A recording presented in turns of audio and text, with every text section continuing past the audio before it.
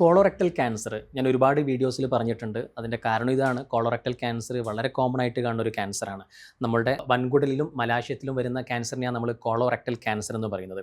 നമ്മുടെ colorectal cancer, ഈ colon എന്നൊക്കെ പറയുന്നത് ഒരു ട്യൂബ് പോലെയുള്ള ഒരു സ്ട്രക്ചറാണ്. അതിൽ ക്യാൻസർ വരുന്നതിനെയാണ് ഈ കോളോറെക്ടൽ ക്യാൻസർ എന്ന് പറയുന്നത്. ഇതിൻ്റെ പ്രധാനപ്പെട്ട ട്രീറ്റ്മെൻറ്റ് സർജറിയാണ്. അതായത് എവിടെയാണോ അസുഖമുള്ളത് ആ ഭാഗവും അതിലേക്കുള്ള രക്തക്കുഴലും അതിൻ്റെ കൂടെയുള്ള കഴലുകളൊക്കെ കട്ട് ചെയ്ത് കളഞ്ഞ് ബാക്കിയുള്ള ആ ട്യൂബ് ജോയിൻ്റ് ആക്കി വെക്കുന്നതാണ് അതിൻ്റെ സർജറി.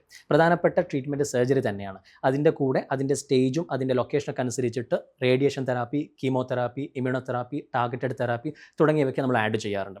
പലപ്പോഴും പേഷ്യൻസ് വന്ന് ചോദിക്കുന്ന ഏറ്റവും പ്രധാനപ്പെട്ട ഇമ്പോർട്ടൻ്റ് ആയിട്ടുള്ള കോമൺ ആയിട്ടുള്ള ഒരു ചോദ്യം, ഡോക്ടർ നമുക്ക് ഈ കോളറക്ടൽ ക്യാൻസർ വന്ന ആൾ അവർക്ക് സർജറി ഒഴിവാക്കി തരാൻ പറ്റുമോ എന്നുള്ളതാണ്. പ്രധാനപ്പെട്ട ട്രീറ്റ്മെൻറ്റ് സർജറി ആയതുകൊണ്ട് തന്നെ മിക്കവാറും നമുക്കത് ഒഴിവാക്കുന്ന ട്രീറ്റ്മെൻറ്റ് നടക്കാറില്ല. അത് ഒരിക്കലും സയൻറ്റിഫിക് അല്ല. പക്ഷേ എന്തുകൊണ്ടാണ് അവർ ഈ സർജറി ഒഴിവാക്കി തരാൻ പറ്റുമോ എന്ന് ചോദിക്കുന്നത്? പ്രധാനപ്പെട്ട റീസൺ അത് ഈ വലിയ സർജറി ആയതുകൊണ്ടോ അല്ലെങ്കിൽ അങ്ങനെ സർജറി പേടിയുള്ളത് കൊണ്ടോ അല്ല.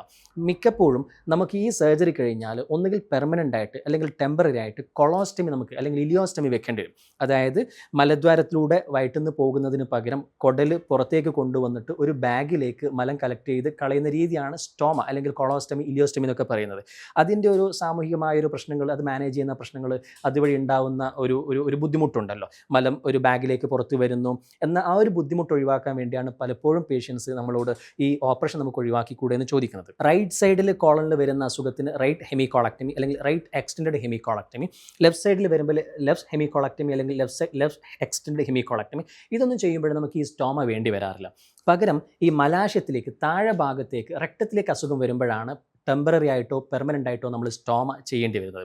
വളരെ താഴെ മലദ്വാരത്തിനടുത്ത് അസുഖം വരുമ്പോഴാണ് പെർമനൻ്റ് സ്റ്റോമ, അബ്ഡോമിനൽ പെരിനൽ റിസെക്ഷൻ വഴി പെർമനൻ്റ് സ്റ്റോമ കൊളോസ്റ്റമി വെക്കേണ്ടി വരുന്നത് വളരെ താഴെ റെക്ടൽ ക്യാൻസർ വരുമ്പോഴാണ്.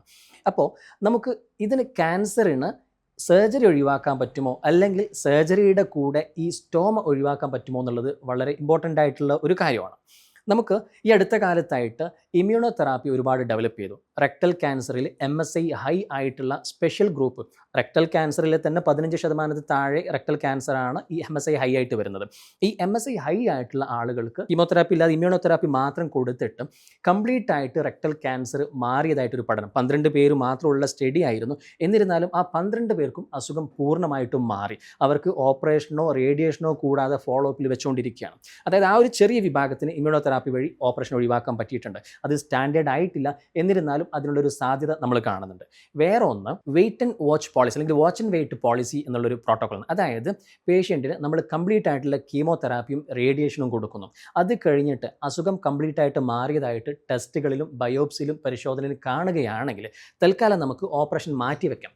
ഓപ്പറേഷൻ വേണ്ട എന്നല്ല, ഓരോ 3 മാസം കൂടുമ്പോഴും അസുഖം തിരിച്ചു വരുന്നുണ്ടോ, അസുഖത്തിൻ്റെ എന്തെങ്കിലും ലക്ഷണങ്ങൾ കാണുന്നുണ്ടോ എന്ന് നോക്കിയിട്ട് ഓരോ 3 മാസം കൂടുമ്പോഴും MRI, കൊളോണോസ്കോപ്പി, ബയോപ്സി എടുത്തിട്ട് അതിന് വില്ലിംഗ് ആയ പേഷ്യൻ്റ് ആണെങ്കിൽ, എന്തെങ്കിലും അസുഖം തിരിച്ചു വരികയാണെങ്കിൽ ഓപ്പറേഷൻ ചെയ്യും എന്ന് ഉറപ്പുള്ള പേഷ്യൻ്റ് ആണെങ്കിൽ നമുക്ക് വാച്ച് ആൻഡ് വെയിറ്റ് പോളിസിയിൽ വെക്കാം. അതായത് കീമോതെറാപ്പിയും റേഡിയേഷനും കൊടുത്തിട്ട് കംപ്ലീറ്റ് ആയിട്ട് അസുഖം മാറിയ പേഷ്യൻസിനെ 3 മാസം കൂടുമ്പോൾ ടെസ്റ്റുകൾ ചെയ്തിട്ട് ഓപ്പറേഷൻ നമുക്ക് ഡിലേ ചെയ്ത് കൊണ്ടുവരാം. അങ്ങനെ ഏകദേശം ഒരു 5 വർഷം ഫോളോ അപ്പ് കഴിഞ്ഞ സാധാരണഗതിയിൽ ഇനി അസുഖം തിരിച്ചു വരില്ല എന്ന പ്രതീക്ഷയിൽ നമുക്ക് ചിലപ്പോൾ ഓപ്പറേഷൻ മാറ്റിവെക്കാം, ഒഴിവാക്കാൻ പറ്റിയേക്കാം.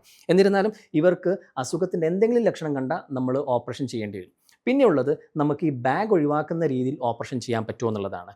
അസുഖം വളരെ താഴത്താണെങ്കിൽ, റേഡിയേഷൻ കൊടുത്തിട്ടുണ്ടെങ്കിൽ, പ്രായം ഒരുപാടുള്ള ആളുകളാണെങ്കിൽ, അല്ലെങ്കിൽ വേറെ എന്തെങ്കിലും മോബിഡിറ്റീസ് ഉള്ള ആളുകളാണെങ്കിൽ ടെമ്പററി സ്റ്റോമ പോലും ഒഴിവാക്കുന്നത് വലിയ ബുദ്ധിമുട്ടാണ്. ചിലപ്പോൾ അത് സ്റ്റോമ അനാസ്റ്റമോസിസ്, ലീക്കും അങ്ങനെയൊക്കെ ഒരുപാട് പ്രശ്നങ്ങൾ ഉണ്ടാക്കിയേക്കാം. അങ്ങനെയുള്ള ആളുകളിൽ നമ്മൾ എന്ത് ചെയ്യും? അബ്ഡോമിനോ പെരിനിയൽ റിസെക്ഷൻ, അതായത് പെർമനൻറ്റ് സ്റ്റോമ ഒഴിവാക്കുന്നതിന് വേണ്ടി ഇൻ്റർസ്ഫിങ്ക്ട്രിക് റിസെക്ഷൻ എന്ന് പറഞ്ഞ പുതിയ ഒരു സർജറി മെത്തേഡ്, അതായത് വളരെ താഴെ റെക്ടൽ ക്യാൻസർ ഉള്ള ആളുകൾക്ക് കംപ്ലീറ്റ് ആയിട്ട് ആ റെക്ടം എടുത്ത് കളയുന്നതിന് പകരം ആ സ്ഫിങ്ക്ടർ അവിടെ പ്രിസർവ് ചെയ്തിട്ട് റെക്ടം മാത്രം ഓപ്പറേഷൻ ചെയ്ത് ഒഴിവാക്കിയിട്ട് തൽക്കാലം ടെമ്പററി സ്റ്റോമ വെക്കുകയും ആ മുറിവ് ഉണങ്ങിക്കഴിഞ്ഞാൽ ആ സ്റ്റോമ ഉള്ളിലേക്കാക്കുന്ന രീതിയാണ് ഇൻ്റർസ്ഫിങ്ക്ട്രിക് റിസെക്ഷൻ എന്ന് പറയുന്നത്. ഇൻ്റർസ്ഫിങ്ക്ട്രിക് റിസെക്ഷൻ വഴി കുറച്ച് പേരിൽ നമുക്ക് സ്റ്റോമ ഒഴിവാക്കാൻ പറ്റും. അപ്പോഴും വളരെ താഴെ, അതായത് സ്ഫിങ്ക്ടർ ഇൻവോൾവ് ചെയ്തിരിക്കുന്ന രീതിയിൽ ഏറ്റവും താഴെ അസുഖം വരുന്ന ആളുകൾക്ക് നമുക്ക് ചിലപ്പോൾ സ്റ്റോമ ഒഴിവാക്കാൻ പറ്റണമെന്നില്ല. അതായത് ഞാൻ പറഞ്ഞു വന്നത്, നമുക്ക് മുമ്പ് ഈ ക്യാൻസറിനെയും ഇതിൻ്റെ ഓപ്പറേഷനെയും ഭയപ്പെട്ടിരുന്നത് ഈ സ്റ്റോമ കാരണമായിരുന്നു. ഇപ്പോൾ പല പേഷ്യൻസിലും ടെമ്പററി സ്റ്റോമ മാത്രം വെച്ചുകൊണ്ട് പെർമനൻറ്റ് സ്റ്റോമ ഒഴിവാക്കാൻ ഒഴിവാക്കുന്ന രീതിയിൽ നമുക്ക് ഓപ്പറേഷൻ ചെയ്യാൻ പറ്റുന്നുണ്ട്. ചില പേഷ്യൻസിന് കീമോതെറാപ്പിയും റേഡിയേഷനും കൊടുത്തുകൊണ്ട് ഓപ്പറേഷൻ നീട്ടി കൊണ്ടുപോയി ഒരുപാട് പേഷ്യൻസ് നമുക്ക് ഓപ്പറേഷൻ ഇല്ലാതെ കൊണ്ടുപോകാൻ പറ്റുന്നുണ്ട്. ഇമ്മ്യൂണോതെറാപ്പി വന്നതോടുകൂടി MSI ഹൈ ആയിട്ടുള്ള ഒരു കാറ്റഗറിക്ക് ഇമ്മ്യൂണോതെറാപ്പി കൊടുത്തിട്ട് പെർമനൻ്റ് ആയിട്ട് അവരുടെ അസുഖം മാറ്റി അതിലും ഓപ്പറേഷനും റേഡിയേഷൻ തെറാപ്പിയും കീമോതെറാപ്പിക്ക് ഒഴിവാക്കുന്ന രീതിയിലേക്ക് കൊണ്ടുപോകാൻ പറ്റുന്നുണ്ട്. അതായത് കൊളോറക്ടൽ ക്യാൻസറിൻ്റെ ട്രീറ്റ്മെൻറ്റ് മുമ്പത്തേതിനേക്കാളും വളരെ എളുപ്പമുള്ളതും പേഷ്യൻറ്റിനെ ആക്സെപ്റ്റ് ചെയ്യാൻ പറ്റുന്ന ഒരു രീതിയിലേക്ക് നമ്മൾ മാറിയിരിക്കുന്നു.